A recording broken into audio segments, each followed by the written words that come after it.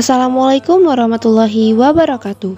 Dalam video ini, saya akan sedikit menjelaskan tentang materi yang berkenaan dengan tauhid, ilmu kalam, dan akhlak. Secara etimologi, kata tauhid berarti suatu sikap seorang muslim untuk menyatukan hati, pikiran, perkataan, dan perbuatan hanya kepada Allah Subhanahu wa taala. Dengan kata lain, tauhid adalah mengesahkan Allah Subhanahu wa taala baik dengan kata-kata, hati, pemikiran, dan perbuatan.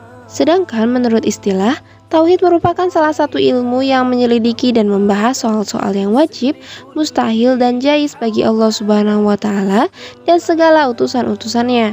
Dari definisi tersebut, maka ilmu tauhid dapat disebut sebagai ilmu yang sangat besar dalam Islam, karena ilmu ini membahas tentang wujud Allah Subhanahu wa taala dengan sifat-sifatnya yang wajib, mustahil, jais, serta membahas utusan-utusannya berupa malaikat, rasul Allah, kitab-kitab Allah, juga membahas hal-hal yang gaib berupa qada dan qadar, serta perkara kejadian pada hari akhir.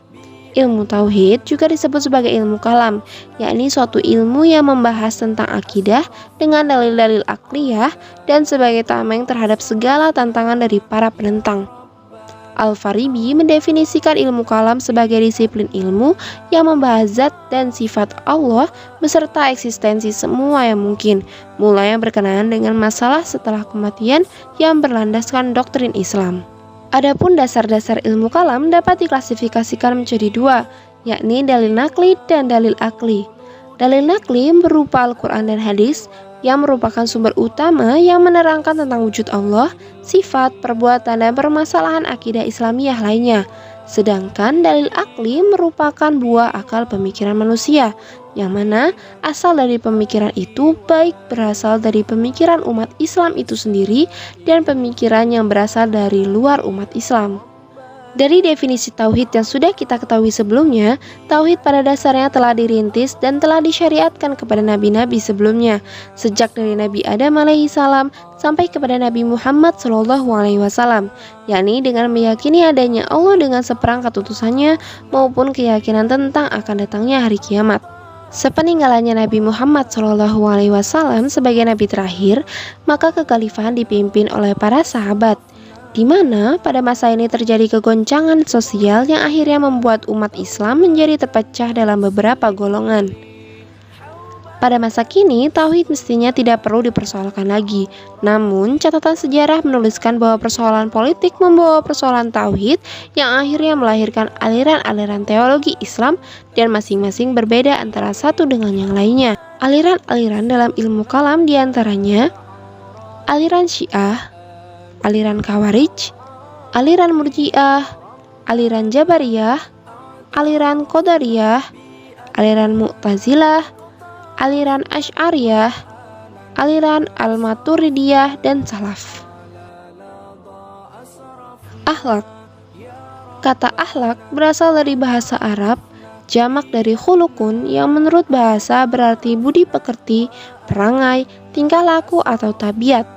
Imam Al-Ghazali mendefinisikan akhlak sebagai suatu sifat yang tertanam dalam jiwa yang daripadanya timbul perbuatan-perbuatan dengan mudah dan tidak memerlukan pertimbangan pikiran. Sehingga dengan mudah, akhlak dapat diartikan berupa tingkah laku manusia yang bersifat spontan, konstan, tidak temporer, dan tidak memerlukan pemikiran serta dorongan dari luar. Sama halnya seperti ilmu kalam, dasar dari akhlak ini adalah Al-Quran dan Sunnah Nabi Muhammad SAW, serta akal pemikiran manusia dan pandangan umum masyarakat. Adapun akhlak dapat diklasifikasikan menjadi dua jenis. Akhlak terpuji atau akhlakul mahmudah, yaitu golongan akhlak yang seharusnya dimiliki oleh seorang muslim. Akhlakul mahmudah meliputi sifat sabar, jujur, rendah hati, dermawan, sopan, gigih, rela berkorban, adil, bijaksana, lembut dan santun, tawakal, dan masih banyak lagi. Akhlak tercela atau akhlakul mazmumah. Akhlakul mazmumah yaitu golongan akhlak atau tindakan buruk yang harus dihindari oleh setiap manusia. Hal ini harus dijauhi karena dapat mendatangkan mudarat bagi diri sendiri maupun orang lain. Dalam terbentuknya akhlak pada diri seseorang, terdapat faktor-faktor yang mempengaruhi. Di antaranya, 1. Faktor internal.